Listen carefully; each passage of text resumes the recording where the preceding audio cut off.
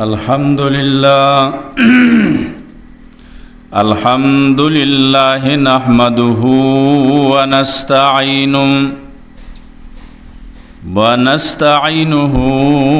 व नस्तगफिरुह व नु'मिनु बिही व नतवक्कलु अलैहि व नऊज़ु बिल्लाहि मिन शुरूरि अनफुसिना व मिन सय्यिआति अअमालिना मन यहदिहिल्लाहु फला मुज़िल्ल लहु व मन युज़लिलहु फला हादिय लहु व नशहदु अन ला इलाहा इल्लल्लाहु वहदहु ला शरीक लहु वला नज़ीर लहु वला वज़ीर लहु वला मिस्ल लहु वला मिसाल लहु व नशहदु अन्न सय्यदना व सनदना व हबीबना व हबीब रब्बिना व शफीअना व मौलाना व अत्काना व अज़काना व अरफ़ाना मुहम्मद अब्दुहु व रसूलुहु अम्मा बादु फ़अऊज़ु बिल्लाहि मिनश शैतानिर रजीम बिस्मिल्लाहिर रहमानिर रहीम इन्नमा मसलुल हयातिद दुनिया कमाइन अंज़लनाहु मिनस समा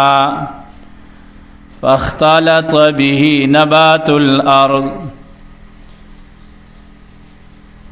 सदक़ल्लाहुल अज़ीम।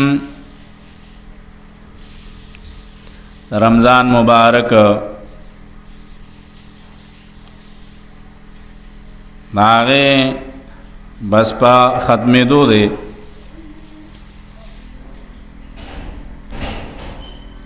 आखिर की दा दुआगाने अल्लाह दा कम अमाल मुंग रमज़ान की कड़ी दा कबूल के इब्राहीम अलैहिस्सलातु वस्सलाम जलीलुल क़दर पैगम्बर दे इब्राहीम अलैहिस्सलाम नरुस्तु चे सुमर पैगम्बरान रागली दाग पौलाद की दी और द खुदे कोर जोड़ को अवल सिपारा के राजी बैतुल्ला शरीफ चे जोड़ को नुद्वाना अल्लाह तसवाल के इस्माइल अलैहिस्सलाम और इब्राहीम अलैहिस्सलाम रब्बना तक़ब्बल मिन्ना अल्लाह दा अख्पल दरबार के कबूल के दादा नेकान खल को कारी चे इबादत की नुगाविर की पिना तकब्बुर पे न कई बल्कि आगा अल्लाह तमीनत के या जारी की चे अल्लाह ते उस कबूल के नुदा दाने दी ची बस रोजी मुनि वले हो खुदे बे चे दिनो कबल बिल्कुल खुदे बे कबल खुतब सवाल के आगे तरीक़े से रमुंग नदी वली कमा चे रसूलुल्लाह सल्लल्लाहु अलैहि वसल्लम खुद लिया आगा दाग सारा चे दागे कम पराइज दी आगा और दागे कम वाजिबात थी मुस्ताहबात सुनन दागे मुंग ख्याल नहीं सातले अल्लाह ना सवाल पकार दी अल्लाह अक़बल दरबार के कबूल व मंजूर के और दुआगाने डेरे पकार दी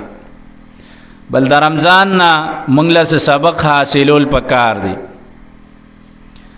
रमज़ान मुबारक की हर इंसान आगा आमाल ज़ियाती हर इंसान बल्कि मुसलमान चीन आमाल अक्सर ला रमज़ान के दाग ज़ियात दासी रुको तिलावत कई या तिलावत द सर कई ना रमज़ान के खामखा चे कुरान करीम वीली नो यौ ख़त्म दो ख़त्म हो कई बाज़ डेरू की नो दादा नफ्स मंगा आदत को उस दिल आदत नहीं ख़राबुल पकार चे मंगा रमज़ान की सिपारा तिलावत को कोजे के पौ को निम सिपारा को ځکه عادت مونږ واغسته 11 میاشتې انسان هغه دا رمضان د د لپاره یو سبق دی، دا یو ټریننګ دی. ځکه قرآن کریم چې د ملک د اصلاح لپاره کوم قوانین ذکر کوي 4 قوانین دی، په هغې کې یو قانون د روژې ذکر کوي چې ملک سمیږي 4 قوانین دی پکې. یو چې رشوت بنی، رشوت بنا اخلي دې سره ملک چې دینو سمی. دویم آی کې دا چې مالونه به شریعت طریقې باندې په وراثت د شریعت طریقې سره واسي کېږي تقسیمي. دریم روزه ده چې روزه به او د روزې اهتمام به ملک کې وي، نه علاوه کنټرول راځي. ځکه شرطه او پولیس او دغه رنګې نور سیکورټي کیمرې وغیرہ هغه چې تا ته لګېدلي نو ته ګناه نه کوې، ته د سرکار خلاف نه کوې. خو چې کله انسان یوازې شي انسان کې بیا څه کېږي، دا دی ویاسې مې هم څوک نه ویني ورګه دا کار به وکړم. نو دا چې کله انسان کې تقوا پیدا شي هغه بیا د دې خیال نه کوي چې ما څوک ویني او که نه ویني. او د روزې اهم مقصد دا دی چې انسان کې تقوا راشي، چې انسان کې تقوا راشي او انسان دا وایي چې زما الله ما ویني ارزه کې. لکه دې روزه کې انسان ګوري کنه، انسان د حلال خوراک نه په خپل لاس ګټلې خوراک نه څوک نه وي او دې خوراک نه کوي. روزه کې خپل خوراک تیار پروت دی، په خپل لاس یې ګټلې، چا نه اغلا کړی نه دی، د چا نه چې دی نو دوکه چا سره نه ده کړې. ښه حلال مال دی، حلال روزي ده، خو چې الله ورته ویلي دي تر د ماښامه پورې دی ولا خوله نه وړي، اوبه نه څښي، خوراک نه کوي. دا ولې دی وایي ما الله ویني. که دی ځان لري ملګري شته که نشته دی، د هر ځای کې دی نو دوی په دې سوچ باندې دی چې ما الله ویني. که زه روزه ماته کم ملګري ته پته نه لګي، ښځې ته پته نه لګي، مور پلار ته پته نه لګي، استاد ته پته نه لګي، بل چا ته پته نه لګي، خو الله مې ویني. دغه تقوا روزې نه دا سبق حاصلول پکار. رمضان کې ما د حلال مال نه 11 غنټې 12 غنټې خېټه بند کړی وه، نو اوس 11 میاشتې زه به د حرامو نه ځان ساتم. دا سبق انسان د روزې نه واخلي چې ما او زما الله او زما دا روزه نه ده. مخکې مې درته ویلو د روزې باره کې الله رب العزت فرمایي روزه زما دپاره ده او د دې بدله به زه ورکوم. الصوم لي وانا اجزي به وانا اجزا به. بعض علماء وی انا اجزي به دی حدیث. نبی السلام فرمائی اللہ فرمائی روزه زما د پاره ده، د روزې بدله به زه ورکوم. ځکه د الله د پاره ده چې د روزې پته بل چاته نه لګي. دا چاته پته نه لګي. یو انسان دی ځان له شو او د چې دی نو پښمنۍ هم کړی دی، او ځان له شو چېرته په یوازې ځای کې بنده کمره کې کېناست، خوراک یې وکړه، چاته پته لګي. او ماښام بیا هم چې دی نو روژه ماتې کې کښېني. نو دا روژه چې دا دی کې اخلاص د انسان سیده زیات دی، اخلاص د انسان پکې زیات. نور اعمال ای کې ریا راځي، خو دې کې ریا نه راځي. ځکه الله وایي روژه زما ده، دا زما دپاره ده، د دې بدله به زه ورکوم، یا د دې بدله کې زه ملاویږم. انا اجزا بی، د دې بدله کې الله وایي زه ملاویږم. خیر د روژې مقصد دا دی، د روژې او د رمضان د صوم د دې مقصد دا دی چې انسان په 24 غنټو کې تقریبا نیم شوا روز دی ځان د حلال خوراک نه هغه بندول شي. د کې کنټرولر شته، د کې دا کنټرولر شته چې د خوراک حرام خوراک نه هم ځان بچ کولی شي. دا د ټریننګ وکړو، د نفس په دې باندې قابو کو. اوس به زه دوکه نه کوم 11 میاشتې نه، ټول عمر به زه دوکه نه کوم. او رمضان دا انسان ته ښیي چې ستا په دسترخوان باندې ماښام کې څومره خوراکونه پراته دا ولې دا ته الله ته ځان نږدې کړه. نو دقسې په اسبابو باندې او دغه رنګې په دې څیزونو باندې د دې باندې اعتماد مه کوه چې ورګه دا څیز کې مې ملاوټ ونه کو نو ما ته به چې دی نو خوراک کم میلو شي. نه رمضان کې څومره نعمتونه تا ته میلاوېدل. نو د رمضان لومبی سبق د انسان دا دی چې دی به د حرامو نه ځان ساتي، چې څنګه د حلالو نه رمضان کې ځان وساته دی به دقسې په کوجه کې او په روجه کې دواړو کې به دی د حرامو نه ځان ساتي. د خپل ځان ټریننګ که دا نفس په دی باندې څه کو دی به د حرامو نه ځان ساتي. نفس له دا تربیت ورکه، دا ټریننګ یې ورکه، دا مشق یې پې وکړو، پریکټیکل یې پې دا مشق وکړو چې ته د حلالو نه ځان ساتلی شي نو حرامونه هم ځان ساتلی شي، د حرامونه هم ځان ساتلی شي. دا د په دې باندې مشق وکړو. دغه رنګې رمضان کې بل سبق د انسان دا زده شو رمضان کې خامخا انسان چې قرآن ویلی نو سناسه تلاوت کوي، نو دلا پکار دادی چې هغه تلاوت پرې نه دی. نیمه سپاره پاو یو رکو دو رکو څومره انسان تسی قرآن کریمی فقروا ما تیسر من القرآن، قرآن لولې څومره چې درته آسان، یو رکو ولی نه، یو آیات ولی نه. دا نه ده چې ته په یو ورځ کې ختم وکړي، نه. دا نه ده چې بس ته چې دی نو ورځ کې 2-3 ختمونه وکړي، نه چې 3 ورځو کې ختم. ضروري خو نه ده، ضروري نه ده چې ته انسان چې دی نو څه کړي هغه ډېر تلاوت کړي، لږ کوه خو روزانه یې کوه. لکه حدیث کې راځي پیغمبر علیه السلام فرمایي الله ته محبوب اعمالو کې هغه دی چې هغه همیشه وي، هغه څه وي، هغه همیشه وي اگر چې لږ وي. ځکه قرآن کریم هم دقه ته اشاره کوي. الله رب العزت فرمایي احسن عملا لیبلوکم ایکم احسن عملا، اکثر عمل نه دی ویل. الله انسان پیدا کړی دی د دې لپاره چې امتحان وکړي په تاسو کوم یو تاسو کې ښایسته عمل والا. نو ښایسته عمل والا کم دی چې د رسول الله صلی الله علیه وسلم په طریقه وي، اخلاص وي پکې او همیشوالي پکې، نیت صحیح وي د رسول الله صلی الله علیه وسلم په طریقه وي او دغه رنګې اخلاص نیت او همیشه وي. دا څه دی؟ دا احب الاعمال، دا خیر الاعمال، دا هغه عمل دی چې الله ته ډېر خوښ دی چې انسان یې همیشه کوي. نو دویم سبق دا شو. دریم سبق د انسان د رمضان نه دا زده کول پکار دی چې رمضان کې ما 20 رکعاته تراویح کولې. نو رمضان کې ما 20 رکعاته تراویح کولې او په هغې کې ما د قرآن کریم تلاوت هم چې دی نو هغه اورېده خوږه ده. نو اوس پکار دا د ستا نفس عادت شو په دی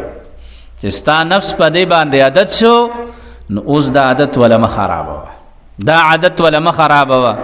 کم از کم چې ماسوتن ته 20 رکعاته تراویح کولې، کم از کم نیمه ګنټه 40 منټ ته د ماسوتن مانځه نه پسې شارېدی شي. نو د هغې هغه ته عادت کو، سو هغه عادت مه خرابوه، ځکه نفس چې د څنګه عادت کې هغسې وایي، هغه عادت مه خرابوه. اوس د هغې په ځای خیر دی 4 رکعاته کوه، نفل 2 رکعاته کوه، 6 رکعاته کوه. هغه عادت مه خرابوه، هغه عادت دی نفس اغستی، ځکه نفس عادتول پکار دی. تا چې نفس څنګه عادت که دی به هغه عادت غواړي. ځکه قرآن کریم کې د نیکانو خلکو باره کې راځي چې نیکان خلک څه دي؟ تتجافا جنوبهم عن المضاجع، 20مه سپاره کې راځي د دوی اړخونه د بسترو نه لرې وي. څه مطلب؟ د شپې خوب کم کوي او د عبادت زیات کوي. کانو قلیلا من اللیل ما یهجعون، دی د شپې څه کوي؟ لږ شانته ود کېږي، لږ ود کېږي. دا د جنتیانو صفت دی، دا د جنتیانو صفات،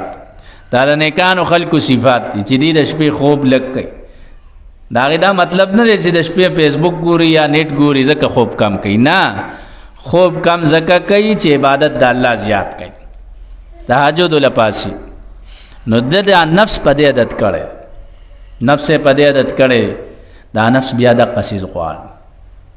دا نفس د مزه غواړي دا یاد ساته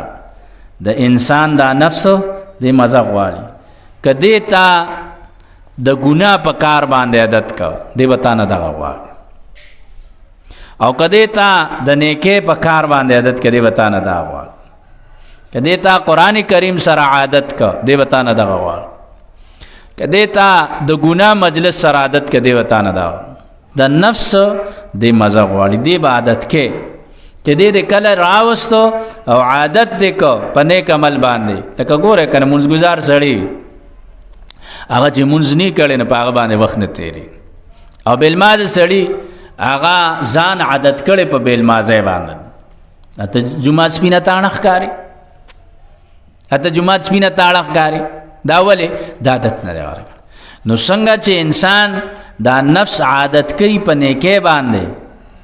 دا سی بدان خلق دا نفس کی په ګناه باندې دا انسان دی وجود کې ټیپ ریکارډ دی ادر شاه ولی الله رحم الله لیکلی دی حجت الله البالغه کې چې انسان دا وجود سکی ریکارډینګ کوي ریکارډینګ لکه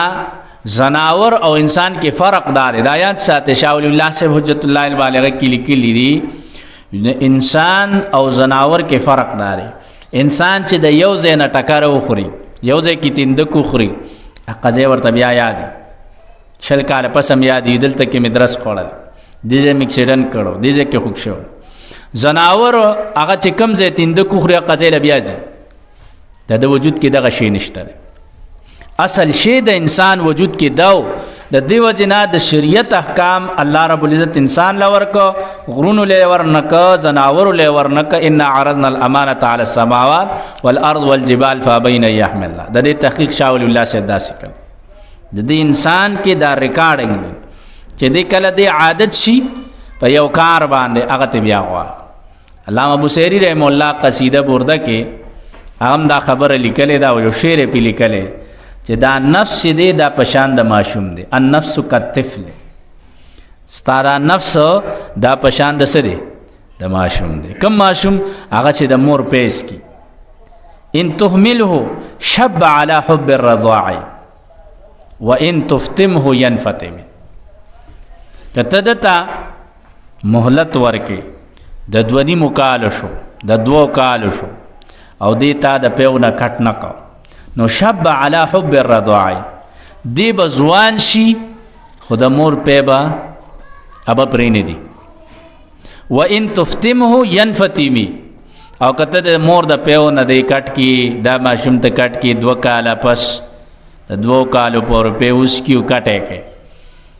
ناغه کټ کېدل سختی د ماشوم د پیو نه لیکن دی بس شي دی به کټ یو سور وزي بو جاړي یو سور وزي به تام تنګي پلار بم تنګي مور بم تنګي کماشم چې پیو ناوړي سمره زور اخلي مورم زور علي پلارم زور اخلي زکه ټول شپه بیا جاړي بل څه نه خوري هغه هم دقه د مور په غواړي نو دقه سي دا نفس دې دا پشان دغه ماشوم څنګه چې دا ماشوم دا مور د پیو نه کټکې نو جاړي دقه سي چې ته دا نفس د ګنا نه بچکه دی وتا ته جاړي دی وتا تنګي لکه څنګه چې ماشوم مور تنګي کداغه ته تاو قتل لکه څنګه چې ماشوم ته مور ګوري او سورج جړاله بیا پر وټه راوړي بیا به نور خوراکونو سالن باندې راوړي چې وغیرہ باندې راوړي د قشانته دا نفس تا یو سورج د تکلیف برداشت کو دی په نیک اعمال راوړ دی به ګناه پری دی با چې دینو هغه ګناهونو هغه لذت پری دی دی بیا تا نه دا غواړي دی بیا تا نه داس دی واستانه بیا عبادت غواړي دی واستانه بیا منځ غواړي دی واستانه بیا تلاوت غواړي دی بیا ستانه جمعات کې ناشته غواړي جمعات ترا شو مانځل کړه دو چې څنګه منځ شي بیا ساري دو والا نه بعض خداوات هم نه ساري کې نیغ منډه کې د دیو جګوري یو حدیث کې راځي پیغمبر علیه الصلاۃ والسلام فرمای فرض منځ شو فرض منځ پسې دعا قبليږي احادیثو کې د دې تذکرہ شته ده. فاذا فرغت فانصب د دلان ابن عباس سے تنویر المقباس کی لیکلی فاذا فرغت من الصلاه المكتوبه فانصب في الدعاء. کله چې ته د فرض منځنا فارغ شو نه فانصب في الدعاء ځان ستړي کې بس کې په دعا کې. نو بعضې خو بس دومره ناوخته یې پې چې هغه دعا ته هم نه سارګي. حدیث کې راځي پیغمبر علیه صلات وسلام فرمایي وی دا پرشتې د انسان ته وایي چې سړی فرض منځو کې او دعا ونه غواړي انسان ته وایي ته د الله نه دومره مستغني مړه ته الله ته دومره حاجت نشته ستا الله تعالی دومره حاجت نشته چې ته ورته لاس اوچت کې دومره د الله نه مستغني چې بس مزدو کو ډایرکټ منډاوي پوه نو دا انسان ته جماعت کې ناس ته څومره ګرانه خو چې چاته الله اسانه کې هغه جماعت کې خوشاله یو بار خپوي دا ولی دا نفس عادت کړي. نو دا نفس با د نیکه کار باندې عادت دا به د ګناه په کار باندې نه عادت څنګه چې معشوم د پیو نه وړي. علامه بصری سے لیکلي قصیده برده کې څنګه چې معشوم د پیو نه وړي او ان مور پلار چیړي دغه څه بدا نفس د ګناه نه تاړي دی بتا چیړي. دیو جن استادان وای د نفس د گمراه کولو طریقه دا ده چې تا به هغه په مزو کې دا کوي تا ته به وي مزه وکړه دی بدر نه خوان غواړي او شیطان چې انسان گمراه کوي نه هغه ورته په غلط چیز باندې دلیل وای غلط چیز ورته دلیل وای پلان کې کر ولې پلان کې مولوی سے چکای یار پلان کې قاری سے چکای الګا دا ګناه ده یاره دا پلان کې سے چکای نو دی به پتا ته دلیل وای شیطان به په غلط کار ته دلیل وای او نفس پتا نه مزه غواړي. دیو جنا علامه بصری سے بل شعر لیکلی فلا ترم بالمعاصی کسر شهوتها ان الطعام يقوي شهوة النهيم. د نفس باندې قسم کوه د ګناهونو دا مو وایا چې زه د نفس لبا ګناهونه ور کوم پرې د موړ بش لکه یو سړی هغه یو ورځ چاولي خوري دوه ورځې خوري درې ورځې زړه ته موړ شي نو دا سم کوه دا سم وایا چې یاره بس دا نفس ته یو څو ورځې به میاش کال دوه کاله دا په ګناهونو کوم د ګناه نه به زړه موړ شي نه فلا ترم بالمعاصي کسر شهوت ان الطعام يقوي شهوة النهيم. طعام دا د انسان چې څومره خېټو سړی له طعام ډیر ورکې هغه نه شهوت نورم سیوا کی. شهوت معنا اشتها د خوراک هغه اشتها د خوراک هغه غستل انورم سی څومره ډیر خوراک. نو دا نفس مثال بیا علامه بصری سے وی داسې چې ته څومره ګناهونو کې لت پت کې څومره ګناهونو کې عادتې هغه نه بده سکی تا نه ګناهونه ډیر غواړي په دې مدغه کېږي چې نفس بتاته وي پرې د مړه بس اخر به ګناه نه زړه موړ شي د ګناه نه زړه نه مړېږي لکه د انسان د روټۍ نه زړه نه مړېږي د خېټو سړي د روټۍ نه زړه نه مړېږي دقسې د نفس د ګناه نه زړه نه مړېږي د سره به دقه چل کې لکه ماشوم چې مور د پیو نه څنګه کټ کوي. دیو جنا علما ذکر کوي چې انسان دنیا ته راشي کنه د دې یو څلورو سيزونو سره تعلق یو د خپل ځان سره نفس سره دویم دنیا سره دریم د دنیا والو سره او څلورم د الله سره. دا څلور نسبتونه دي د انسان چې انسان دنیا ته راشي نو یو تعلق د خپل نفس سره دویم تعلق د دنیا سره دی دریم تعلق د دنیا والو سره دی دنیا کې کم انسانان او څلورم تعلق او نسبت د الله سره. نو د نفس تعلق په پسې کیږي دا په تقوا باندې دا تقوا دا د انسان د نفس د پاره دا سره لکه غوی ته د پوزه کې چې دین پیزوان واچ یو غوی دی کن او هغه تا ورته پیزوان نه دی چولې پینځه کسه باندې نشي نیولې څومره زیات دغه کوي زور کوي او چې کله د دل د پوزه کې پیزوان واچو نو ماشوم له ورکا سکه هغه سره روان غټ سانډا وای او وړو کې ماشوم بنی ولی دا ولې د پیزوان اصل د نفس د پاره پیزوان چره هغه تقوا ده چې کله د تا تقوا واچوله د تقوا پیزوان دی ورته واچو بس دی بسم دویم تعلق د دنیا سره دی. نو دنیا سره بے رغبتی، دنیا نه زړه مورته، دنیا سره زړه مه لګوه. دنیا ګټه دا دنیا مطلب دا نه دی یو انسان هغه وی دنیا سره زړه مه لګوه بس جماعت ګډ کې نه، جماعت کې نه، مانځله ټیم باندې راځه، عبادت، تلاوت، تهجد، دا نیک اعمال، روزه، حج، زکات دا کوه، خو لیکن د عبادت ټیم دا دنیا له مه ورکوه. که د عبادت ټیم تا دنیا له ورکوه نو ستا دنیا سره مینه ده، پوه شوه چې ستا د دنیا خوښه ده. او چې کله تا دنیا کې د دنیا په ګټلو کې آرام ته لاس واچو، دوکې ته د کار وکړه، رشوت ته د لاس واچو، دوکه د شروع کا، دروغ د شروع کو، نو دا دنیا سره دا ستا دنیا سره مینه ده. او کنه ته دنیا ګټي دوکه نه کې، عبادت په خپل ټیم کې، دا خو ته دنیا ګټي، دنیا سره د مینه نه ده. اصل دنیا سره مینه ناروا ده، حصول د دنیا ناروا نه دی، دا یاد ساته. نو دویم دا دی دنیا سره تعلق، زهد، دنیا سره زړه مه لګوه. حب الدنیا رأس کل خطیه، د دنیا سره مینه کول دا د هرې ګناه سر دی، دا د هرې ګناه جړ او سر دی. یعنی ته چې دنیا سره مینه پیدا شوه بیا به ته هر قسمه ګناه کوې. او دریم تعلق د انسان د دنیا والا سره دی، هغه به څه سره څه کېږي چې خلکو سره څه دي د هغې نه څه کړه، بې پروا شه. دا مه وایه چا نه تمه مه لره، بس الله نه تمه لره. الله سره تعلق هغه څه دی؟ په عبادت باندې، اخلاص، تقوا، دا څلور تعلق به دې صحیح شي. نو نفس تا عادت کړی دی. خبره مې دا کوله د رمضان موږ ته سبقونه وښول، وړومبې سبق یې موږ ته دا وښو چې ګوره تا د خپل حلال مال ګټلی دی، د هغې نه 1112 ګنټې پرهیز کولی شي،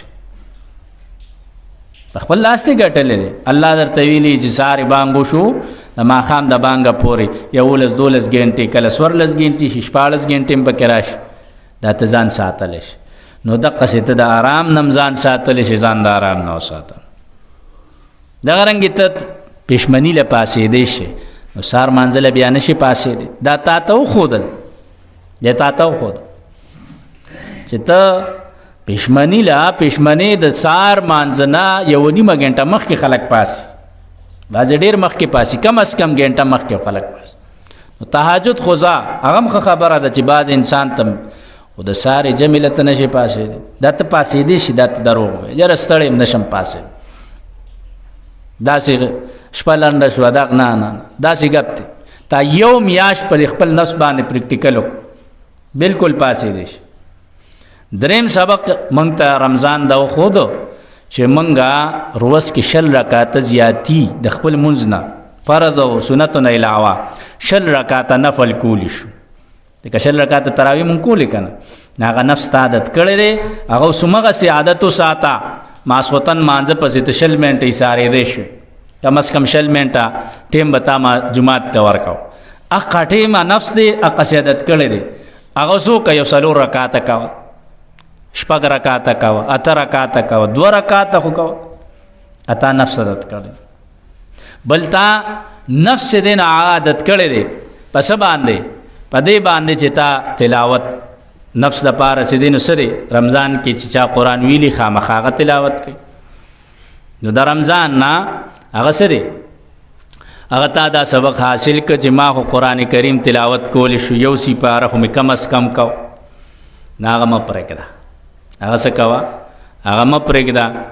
او هغه خامخا کوه. دا موږ ته رمضان سبق و چې ستا نفس کې دا شی شته، ته داسې کولی شي. دا موږ ته ټریننګ دی. ګورې ځکه قرآن کریم چې د رمضان د روژې تذکره کوي، ورپسې وی لعلکم تتقون. د رمضان د فرضیت وجه دا ده چې تقوا راشي، دې کې انسان کې تقوا پیدا کی، انسان کې تقوا پیدا کی. ستا نفس عادت شو په هغه کوم خو کارونو باندې، خیر دی لږې کم که کوجه شو، خو بیخي یې مه پرېږده. سپاره تلاوت دې کوو، نیمه سپاره پوه یې کوه، 2 رکوع کوه، خو خامخا یې کوه. 60 رکعاته تراویح دې کولې، 6 رکعاته نفل کوه. دغه رنګ سار چې دی نو پښمني مال پاسې دی سار مانځله پاسه جمیله پاسه وختي دا عادت تا نفس لورکه دا اوس مه خرابوه دا تا ته روجي سبق وښود دی نه دا سبق زده که حلال مال نه د ځان ساته پر وس کې په روژه کې کوجه کې اوس د حرام نه ځان وساته مشتبهاتو نه ځان وساته د دوکې نه ځان وساته د رشوت نه ځان وساته نورو ګناهونو نه ځان وساته دا موږ ته رمضان سبق وښود الله دې زموږ د عبادتونه رمضان تلاوتونه دا ټول په خپل دربار کې قبول او منظور کړي دا اختر د مانځه باره کې انشاءالله چې موسم صحیح باران نو کمپلیکس ته به انشاءالله وځو زه بیا خپل اعلان کوم او که نه موسم ګډوډ و باران نو بیا به جومات کې مونځ کو رسول الله صلی الله علیه وسلم نبی علیہ الصلوۃ والسلام لس کاله هغه تقریبا چې د شل منځونه راځي ځکه کال کې دوه اخترې شل منځونه دا هغه په جون کې راغلي د اختر او هغه عیدګاه ته وته دي بار صحرا ته وته یعنی رسول الله صلی الله علیه وسلم مسجد نبوي کې یو منځ په زر باندې دی هغه ورته دا قیمتي منځ پرې خیره اوس دې کې دا نه دي چې دا ځای پاک ته او دا پلیت ته او دا رسول الله صلی الله علیه وسلم نه مونږ نه پوهېږو حضرت علی رضی الله تعالی عنہ فرمای وی دین چې دین دا په عقل باندې نه دا په سری په نقل دی موزه چې دا وی که په دین په نقل باندې وي عقل باندې وي نو موزه خو لاندې ځای سقا کیږي په کار دي چې لاندې په مسا کول علی رضی الله تعالی عنہ فرمای مونږ په بره مسا کو لاندې ځای دین سره په عقل نه دی دا په نقل باندې دی رسول الله صلی الله علیه وسلم صرف دا اختر مانځه کې یو د یادو منځونه هغه چې د مسجد نبوي کې کړي نور ټول منځونه رسول الله صلی الله علیه وسلم چرته کړي دي هغه عیدګاه ته بار میدان ته وته بار میدان ته رسول الله صلی الله علیه وسلم وته دي په دې کې ډیر زیات ثواب دی او دا علماء ذکر کړي زموږ د علماء دیوبند فتاوا دا دارالعلوم دیوبند فتاوا ادې کې داغه نه تپوس شوی دی صفحه 139 پنځم جلد دی عربی کې یو سړی ته تپوس کړي چې دا عیدګاه ته وتل دا سیدی ناغه ورته وی او هو الملهم للثواب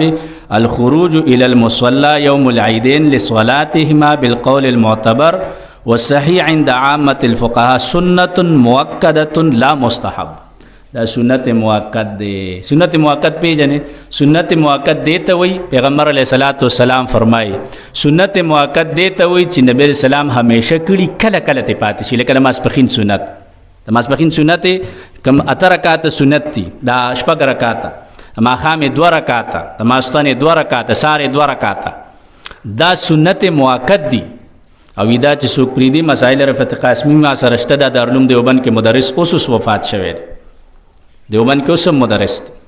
اوس وفات شوی اوس پور مسائل رفعت قاسمی نو چې همیشه سړی پریږدي فاسق ګرځي لکه یو سړی همیشه پریږدي د ماسپخین سنت پریږدي نه فاسق ګرځي نو رسول الله صلی الله علیه وسلم په خپل اوته دی عیدګاه ته د مسجد نبوي منځ سره هغه پرې خیره او هغه مانځه ته اوته دی عام جمع ته اوته دی نو کوم موسم برابر او باران و غیره نو ان شاء الله کمپلیکس کې به د اختر منځ کې ټول بلاغه لپاره ځو ان شاء الله دعا کې یا ارحم الراحمین برحمتک استغیث الله زموږ ګناه معاف کړي زموږ د مور پلار ګناه معاف کړي آینده کې د ګناه نه وسات په کورونو د حیا او د عزت پر دی راوچ د بے حیاي او د بی عزتۍ دروازې د جن مسد